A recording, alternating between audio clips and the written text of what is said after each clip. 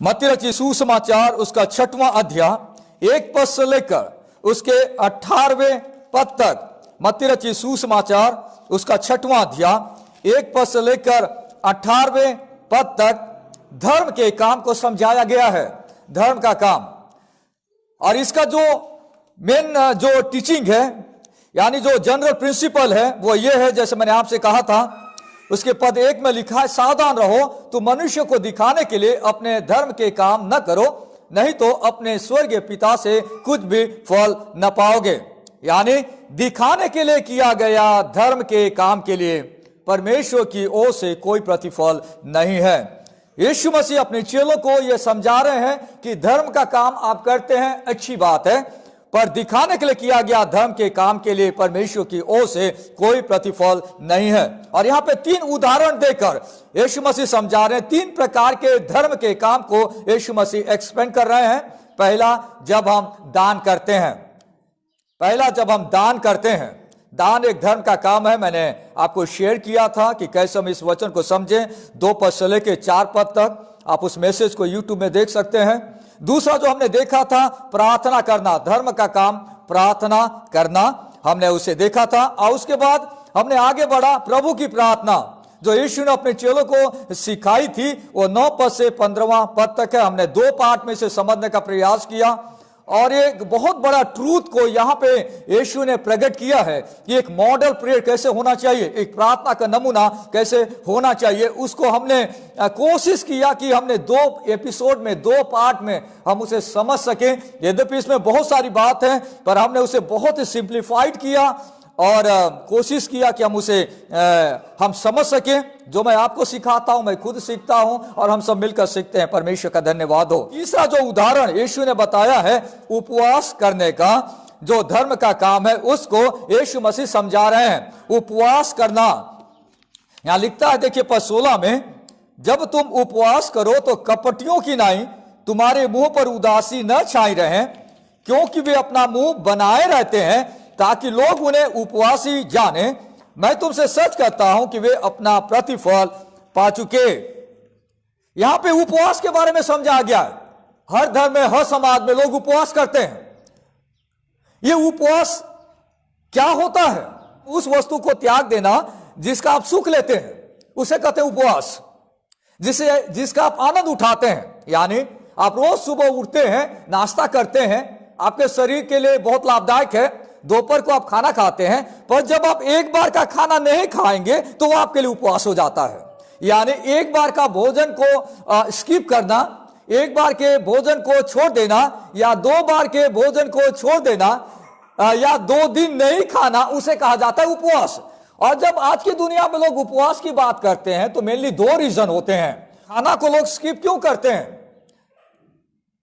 पहला कारण है क्योंकि उनके पास, कई लोगों के पास विकल्प नहीं है। विकल्प नहीं है मतलब आप समझ रहे हैं, यानी उनकी मजबूरी है कि वे सिर्फ एक ही टाइम खाना खाएं, दूसरी बार खाना ना खाएं।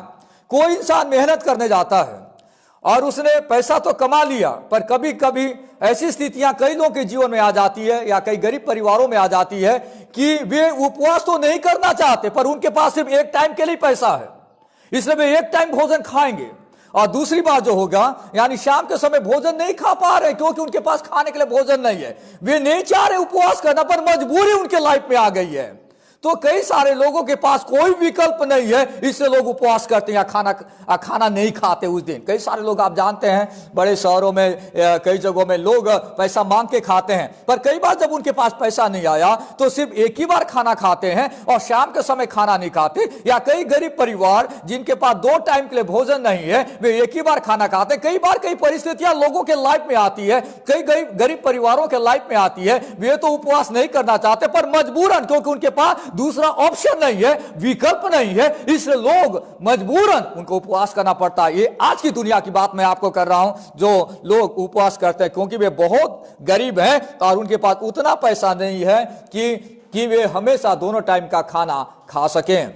आपकी बात बहुत अचरज भी लग रही होगी, पर this is what the reality is. यानी वे तो नहीं चाहते, वे चाहते कि 2 बार खाना खाएं, पर मजबूरन उन्हें एक बार का खाना स्किप करना पड़ रहा है, या 2 बार का खाना स्किप करना पड़ रहा है, जब तक कि कोई व्यक्ति उन्हें खाना न खिलाए।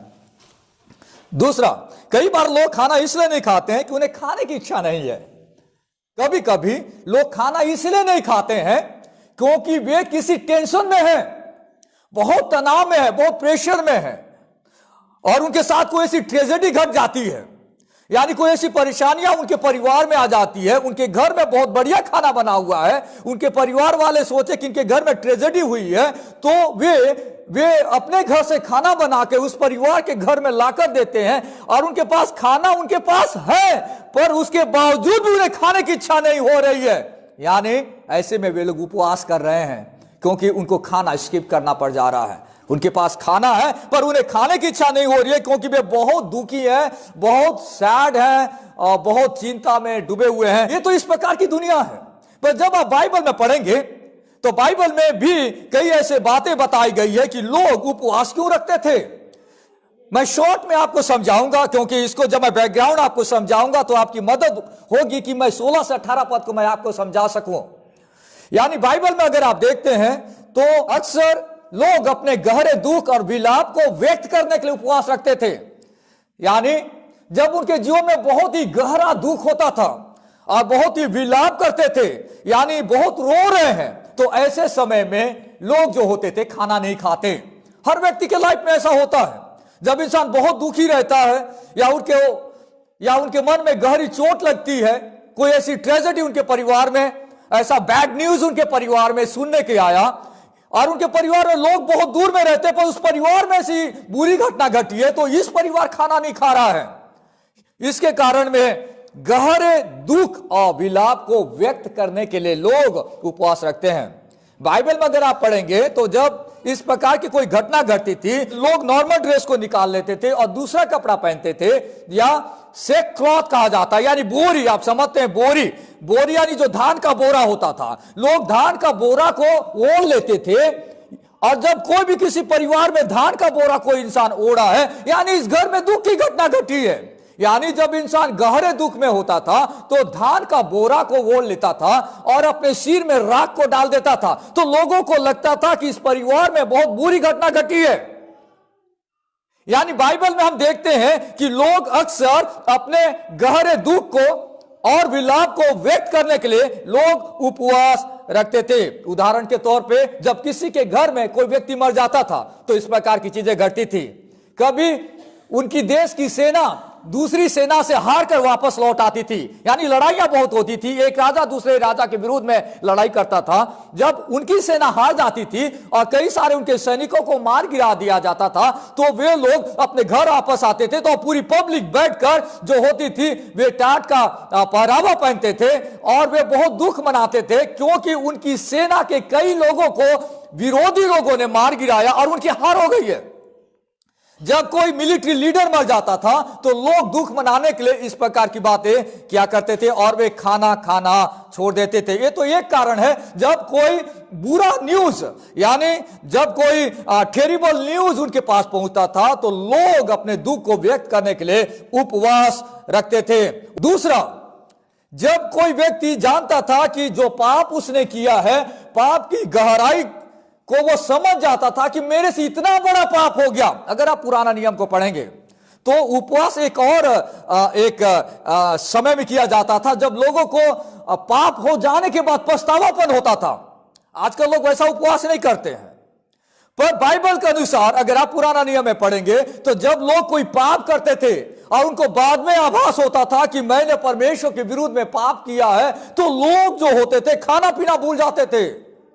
मतलब उनके मन में एक पछतावापन आ जाता था और वे प्रभु के पास चले जाते थे कि हमसे कितना बड़ा पाप हो गया। अपने आप को हम्बल करते थे, नम्र करते थे, अपने पापों से मन फिराते थे और परमेश्वर के पास जाकर पापों की क्षमा के लिए और सुरक्षा के लिए परमेश्वर से प्रार्थना किया करते थे। अपने गहरे दुख और विलाप को व्यक्त करने के लिए लोग उपवास रखते थे। गहरा दुख, एक तो किसी की डेथ हो जाए या किसी के परिवार में कुछ हो गया, कोई मर गया। दूसरा, जब वे लोग पाप करते थे तो वे खाना पीना भूल जाते थे, परमेश्वर के पास जाकर पापों की क्षमा मांगा करते थे और वे खाना नहीं खाते थे। पछतावापन की प्रार्थना वे परमेश्वर से किया करते थे। दूसरा एक घटना या दूसरी एक बात जो परमेश्वर के वचन में लिखी गई है, लोग अक्सर विशेष प्रार्थना निवेदन के लिए उपवास रखते थे। ये भी एक और बात हमें देखने को मिलता है जो जनरली क्रिश्चियनिटी के अंदर में एक दूसरा चीज पाया जाता है, यानी आपके पास कोई विशेष प्रार्थना निवेदन है तो आप प्रभु के पास जाएंगे। जैसे हन्ना के केस में आप पढ़ेंगे, हन्ना जिसको बच्चा नहीं हो रहा था और उपवास करके मंदिर में जाया करती थी परमेश्वर के भवन में प्रार्थना करने के लिए कि उसको बच्चा मिले, उपवास के लिए, विशेष प्रार्थना निवेदन के लिए लोग उपवास करते थे। जब राजा दाऊद ने गलत काम किया, दूसरा शमूएल उसका 12वां अध्याय 16वां पद में आप देखेंगे, जब उसको उस दूसरी स्त्री को उसने अपना लिया, उससे बच्चा हो गया और वो परमेश्वर के सामने उपवास के साथ प्रार्थना करता है कि प्रभु इस बच्चे को मरने न दे, तो वो उपवास के साथ परमेश्वर से प्रार्थना करता है, विशेष प्रार्थना निवेदन लेकर जाता है, बाद में वो बच्चा मर जाता है। पर जब हम इस सारी बातों को देखते हैं तो एक बात बहुत क्लियर है, वो ये है कि भी लोग प्रार्थना में इतने ज्यादा खोए हुए रहते थे कि उन्हें पता भी नहीं चल पाता कि आज उनका खाने का टाइम निकल गया। उसे कहते उपवास बाइबल के अनुसार, यानी वे परमेश्वर से बातचीत करने में इतने व्यस्त हो जाते थे कि वे भूल जाते थे कि अभी उन्हें खाना खाना है। पर आज उपवास की परिभाषा बदल चुकी है। आज उपवास की परिभाषा सिर्फ दिखावापन में सीमित हो गई है, पर बाइबल के अनुसार जितने भी लोग उपवास करते थे वे परमेश्वर से इतने लौलीन हो जाते थे, परमेश्वर से बातचीत करने में इतने लौलीन हो जाते थे कि उन्हें पता भी नहीं चल पाता था कि वे 8 बजे परमेश्वर के पास बैठे हैं और उनको 2 बजे खाना खाना है, पता ही नहीं चला 4 बज गया। That is what the fasting is. उसे कहा जाता है उपवास। आप जानते हैं पहली शताब्दी में जो धर्म गुरु लोग थे वे व्यक्तिगत उपवास को ज्यादा बढ़ावा दे रहे थे, और आप बाइबल में पढ़ेंगे कि वे लोग थे, वे रूढ़िवादी लोग थे, जिसको कंजर्वेटिव कहा जाता है, रूढ़िवादी प्रवृत्ति के लोग, यानी वे लोगों को दिखाने के लिए हफ्ते में 2 बार उपवास किया करते थे। हफ्ते में 2 बार उन्होंने ऐसा सिस्टम बना दिया कि आपको 2 बार उपवास करना चाहिए। और उन लोगों के बारे में यीशु मसीह यहां पे समझा रहे हैं, उन लोगों के बारे में यीशु मसीह बता रहे हैं कि उपवास करना अच्छी बात है, पर उपवास के पीछे जो तुम्हारा मोटिव है, जो सोच है, जो मनसा है, वो गलत चीज है। प्रार्थना करना अच्छी बात है, पर प्रार्थना करने के पीछे आपका जो उद्देश्य है वो भी सही होना चाहिए। दान करना अच्छी बात है, दान करने के पीछे जो मनसा है वो भी सही होना चाहिए। उपवास करना अच्छी बात है, पर उपवास करने के पीछे जो हमारी मनसा है वो सही होना बहुत जरूरी है। अगर आप 16 को देख रहे हैं, इसे दिखावटी उपवास कहा जाता है। यहां पे देखिए, मैं एक एक शब्दों को आपको समझाऊंगा। दिखावटी उपवास को यहां पे समझाया गया है। देखिए, ध्यान से देखिए, जब तुम उपवास करो तो कपटियों की नहीं। कपटी जो लोग होते थे वे, उनका चेहरा कुछ और है, अंदर का लाइफ कुछ होता है। और जब तुम उपवास करो तो कपटियों की नहीं, तुम्हारे मुंह पे उदासी ना छाई रहे। यानी जब वे लोग उपवास किया करते थे, आजकल कई सारे लोग उपवास करते हैं, तो लोगों को पता चलना चाहिए कि आज इसने उपवास रखा है। लोगों को बताने की क्या जरूरत है जब आप उपवास करते हैं? कई बार लोग नहीं बताएंगे, पर इस टाइप का उनका अपीयरेंस होगा, ऐसे खाए नहीं है तो एकदम लेचा पेचा टाइप का ऐसा हुए है, तो लोगों को लगेगा कि यार ऐसे खाना उना नहीं खाया कि आज इस टाइप का, मतलब आप मुंह से नहीं बोल रहे हैं, पर आपका जो अपीयरेंस है, आपका जो चेहरा है, आपका जो बातचीत करने की जो ताकत है, वो इस बात को दिखा रहा है। आप मुंह से नहीं बता रहे आप उपवास किए, पर आप अपने अपीयरेंस से लोगों को बता रहे हैं कि आप उपवास कर रहे हैं। फरीसी लोग उसी प्रकार किया करते हैं, मुंह में उदासी छाए रहती थी, बहुत सैड फेस लाएंगे, बहुत दुखी चेहरा लगेगा, आज बहुत दुख है, बहुत दुखी है। देखिए आगे लिखता है कि वे मुंह पे उदासी न छाई रहे, और क्योंकि वे अपने मुंह बनाए रहते हैं ताकि लोग उन्हें उपवासी जाने। बनाए रहते हैं का क्या मतलब है? अगर आप इस लाइन को पढ़ेंगे तो आपको समझना बड़ा मुश्किल है कि इसको कैसे समझें।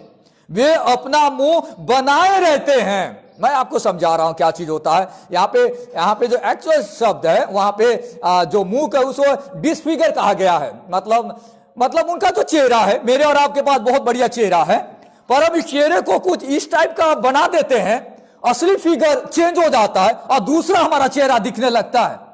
और लोग समझ नहीं पा रहे कि ये वही इंसान है कि कोई और इंसान है। जब बोल रहा है तब पता चला, अरे तू है क्या, क्योंकि उसका चेहरा बदल गया है, डिसफिगर कर देते हैं। मुझे और आपको जानना बहुत जरूरी है कि यीशु मसीह उन फरीसियों के बारे में यहां पे बता रहे हैं जो उपवास करते समय अपने चेहरे को बनाते, यानी अपने चेहरे का जो असली चेहरा है उसे चेंज कर देते। कैसे चेंज करते थे? अभी मैं आपको इतिहास समझा रहा था पुराना नियम से कि लोग जब बहुत दुखी हैं तो लोग क्या करते थे, अपने सिर के ऊपर में, मुंह के ऊपर में लोग जो होते थे राख को डाल देते थे। तो जब आप कोई चीज मुंह के ऊपर में डालेंगे तो लोगों को लगेगा वाह आज इसका उपवास का दिन है, क्योंकि इसने अपने चेहरे में राख को डाल रखा है, यानी बहुत दुखी है, बहुत दुखी है। तो जब कोई इंसान अपने चेहरे में इस टाइप की चीजों को पोत देगा तो डिसफिगर हो जाएगा, यानी उसका चेहरा समझ में नहीं आएगा कि ये वही इंसान है। तो यहां पे जो हिंदी भाषा में शब्द आया है, इसलिए मैंने आपको ओरिजिनल भाषा के शब्द को लेकर आपको समझाने का प्रयास किया है कि वे अपने चेहरे को डिसफिगर कर देते थे, यानी वे अपने चेहरे को इनविजिबल बना देते थे। इनविजिबल मतलब आप समझते, इनविजिबल मतलब चेहरा देखने लायक नहीं रहा, अदृश्य बना, मतलब आपका चेहरा नहीं दिख रहा है, आपके चेहरे में जो आपने पोता है और डाल के रखा वो दिख रहा है, उसको बोलते हैं इनविजिबल। यानी जो लोग होते थे वे इस प्रकार का उपवास किया करते थे, वे चेहरे में इतने सारी चीजों को डाल देते थे कि उनका चेहरा जो होता है, असली चेहरा नहीं दिखता, उसको बोलते हैं अदृश्य चेहरा। अदृश्य चेहरा वो बन जाता था, इनविजिबल फेस, बस विजिबल फास्टिंग, लोगों को दिखाई दे रहा है फास्ट कर रहा है, मतलब उपवास कर रहा है, पर चेहरा इनविजिबल है, उसे देख नहीं पा रहा है। लोग उपवास कर रहा है कि लोग उन्हें नोटिस करें और बोले कि वाह कितना आत्मिक इंसान है, कितना आत्मिक इंसान है। इसलिए यहां पर लिखता है, मैं तुमसे सच कहता हूं वे अपना प्रतिफल पा चुके। वे लोगों को इंप्रेस करने के लिए, लोगों को बताने के लिए कि मैं कितना आत्मिक इंसान हो, वे उपवास किया करते थे। आजकल कई सारे लोग भी इस प्रकार का सोचते हैं कि उनको लगता है कि मैं उपवास कर रहा हूं तो जब तक लोगों को, दो चार लोगों को पता नहीं चले मजा नहीं आएगा। ऐसा उपवास कोई मतलब का नहीं है और इस उपवास में कोई आशीष भी मिलने वाला नहीं है। लोगों को इंप्रेस करते थे बजाय परमेश्वर की सेवा करना। यानी जब कोई इस प्रकार का काम करता है लोगों को दिखाने के लिए और उसका उद्देश्य रहता है कि लोग उसकी तारीफ करें और रिजल्ट मिलता है, वो लोगों से ही तारीफ पाता है, परमेश्वर की ओर से कभी तारीफ नहीं पाता। पर अगर आप आगे देखेंगे पद 17 में लिखता है, परंतु जब तू उपवास करे, कैसे उपवास करना चाहिए, जब तू उपवास करे तो अपने सिर पर तेल मल और मुंह धो। देखिए इसको लेके भी कई सारे लोग कई प्रकार की शिक्षाएं देते हैं कि परंतु यानी कॉन्ट्रास्ट है, ये लोग ऐसा करते हैं, परंतु एक मसीह व्यक्ति को कैसे उपवास करना चाहिए, परंतु जब तू उपवास करें तो अपने सिर पर तेल मल और मुंह धो। देखिए तेल मलने का मतलब यहाँ पे नहीं है कि आप कभी तेल नहीं मलते हैं तो उस दिन आप तेल मलेंगे तो लोगों को लगा जिसने तेल डाला ने उपवास किया है। ऐसा रोज की जिंदगी होती है, हम नहाने के बाद सिर पर तेल डालते हैं और अपने मुंह को रोज उठकर धोते हैं, फ्रेश होते हैं। वैसा जिस दिन हम लोग उपवास करते हैं उस दिन भी नॉर्मल तरीके से हमारी दिनचर्या होनी चाहिए, नॉर्मल लाइफ यहाँ पे होनी चाहिए। इसलिए लिखता है सिर पर तेल मल और मुंह धो, और ताकि लोग नहीं परंतु तेरा पिता जो गुप्त में है तुझे उपवासी जाने। यानी हमें अपने मुंह को धोना है, अपने बालों को बनाना है, जैसे नॉर्मली हम रोज अपने आप को फ्रेश अप करते हैं, तैयार होते हैं, क्योंकि ये मेरे और परमेश्वर के बीच का रिश्ता है। उपवास मेरे और परमेश्वर के बीच का एक कनेक्शन है। इसलिए आप नॉर्मल तरीके से उठिए, नॉर्मल तरीके से आप फ्रेश होइए, अपने मुंह को धोइए, बाल बनाइए, जो भी नॉर्मल आपकी जिंदगी होती है। हमेशा याद रखें कि आपको परमेश्वर पे ध्यान केंद्रित करना है, परमेश्वर पर आपका ध्यान रहना चाहिए, ताकि लोग नहीं परंतु तेरा पिता जो गुप्त में है तुझे उपवासी जाने। क्या हमें हमेशा गुप्त में ही उपवास करना चाहिए? नहीं। बाइबल में आप देखेंगे प्रेरितों के काम उसका 13वां अध्याय 1 पद से लेकर 3 पद तक परमेश्वर की कलीसिया सब मिलकर उपवास कर रही है। अंताकिया की कलीसिया के बारे में बताया गया है कि वे जब परमेश्वर के दासों को परमेश्वर की सेवा के लिए समर्पित कर रहे थे तो उन्होंने उपवास किया। देखिए पद 3 में लिखता है, तब उन्होंने उपवास और प्रार्थना करके और उन पर हाथ रख के उन्हें विदा किया। वे परमेश्वर की सेवा के लिए अलग किए गए लोग थे और उन्होंने उपवास किया और प्रार्थना किया। यानी कलीसिया मिलकर भी उपवास कर सकती है, कलीसिया मिलकर भी उपवास कर सकती है। यीशु मसीह यहाँ पे यह नहीं बोल रहे हैं कि जब आप उपवास करते हैं तो आप कोई गलत काम करते हैं, नहीं। मैं और आप परमेश्वर के चरणों में आते हैं, परमेश्वर की आराधना करते हैं, मैं और आप अपने मन की बात परमेश्वर के सामने रखते हैं। आपका मन साफ है, आपने परमेश्वर के लिए उपवास रखा है, अपने जीवन के लिए उपवास रखा है, अपने पापों से पछतावापन आपके जीवन में आया है, आपने उपवास रखा है, किसी को पता चल जाता है तो कोई बुरी बात नहीं है, पर हमें दिखाने के लिए लोगों को यह काम नहीं करना चाहिए। Jesus is saying that it is wrong to fast for the purpose of impressing people, यानी हम लोगों को इंप्रेस करने के लिए हम जब उपवास करते हैं तो वो गलत है। यीशु मसीह यहां पे बता रहे हैं कि हमारा मोटिव, हमारी सोच सही होनी चाहिए। जब हम गुप्त में उपवास करते हैं तो बाइबल में लिखा है तो परमेश्वर इसका प्रतिफल देता है। देखिए आगे में लिखता है पद 18 में, इस दशा में तेरा पिता जो गुप्त में देखता है तुझे प्रतिफल देगा। परमेश्वर इसका रिवार्ड देगा। रिवार्ड क्या है? जब आप अपने खाना पीना को छोड़कर परमेश्वर के साथ समय बिताएंगे तो रिवार्ड निश्चित तौर से यह होगा कि आप परमेश्वर से जुड़ जाएंगे। परमेश्वर से जुड़ना एक बहुत बड़ा रिवार्ड है। एक बहुत बड़ा रिवार्ड उन लोगों के लिए है जिनका मोटिव सही है, जिनकी सोच सही है, जिनकी मकसद सही है, जिनकी मंशा सही है, वे परमेश्वर से रिवार्ड पाते हैं। मैं और आप जब परमेश्वर के पास आते हैं, हमें समय निकालकर अपने दैनिक जीवन की वस्तुओं से दूर रहकर परमेश्वर के चरणों में आना बहुत जरूरी है। हर परिस्थिति में मुझे और आपको परमेश्वर चाहिए। इसलिए एक जगह में लिखा है कि मनुष्य केवल शारीरिक रोटी से ही नहीं पर आत्मिक भोजन से वो जीवित रहेगा। लोगों को दिखाने के लिए नहीं, this is the personal decision, ये व्यक्तिगत निर्णय है। आज मैं और आपको प्रार्थना करने वाला इंसान बनना है। समय समय पे उपवास के साथ भी परमेश्वर के चरणों में हमें जाने की आवश्यकता है। क्या इसका मतलब यह है कि मैं उपवास करूंगा तो मेरा जो प्रार्थना में ज्यादा फोर्स आ जाएगा या परमेश्वर मजबूरन अपनी इच्छा चेंज कर देगा? नो। मैं जब उपवास करूंगा तो मैं परमेश्वर के मन को बदलने के लिए नहीं कर रहा हूं। मैं उपवास इसलिए कर रहा हूं कि मैं परमेश्वर को ढूंढ रहा हूं, परमेश्वर के पास जाना चाहता हूं, परमेश्वर के साथ मैं समय बिताना चाह रहा हूं, परमेश्वर से अपने दिल की बात करना चाह रहा हूं, परमेश्वर के मन को बदलने के लिए नहीं जा रहा हूं।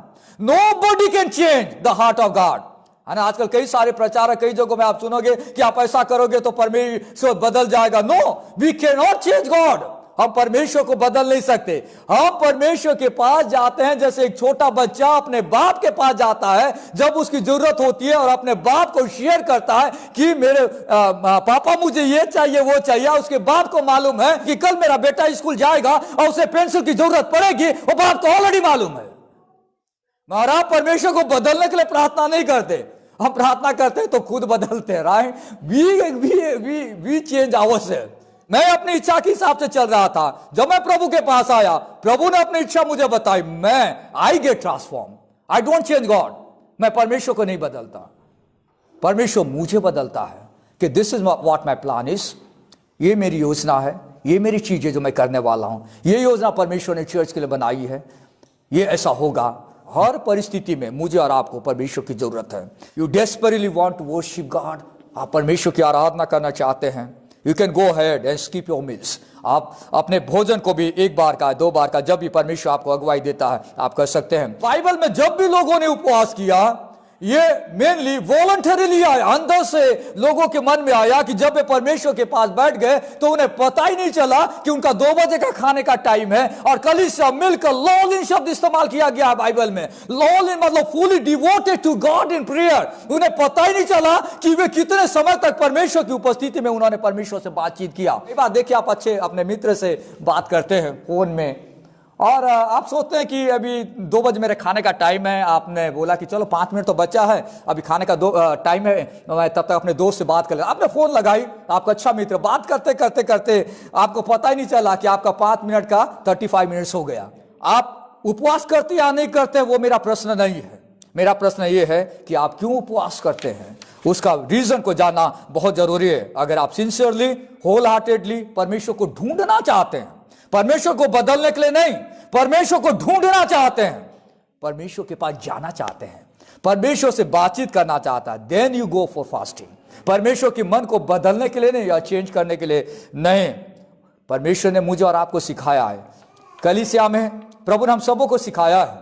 कई बार लोग धर्म के काम करते हैं पर लोग इसलिए करते हैं कि लोग उन्हें देखें और उनकी तारीफ करें। नहीं, परमेश्वर चाहता है कि मुझे और आपको अपना मोटिव को, अपना उद्देश्य सही रखना है, अपना पर्पस सही रखना है।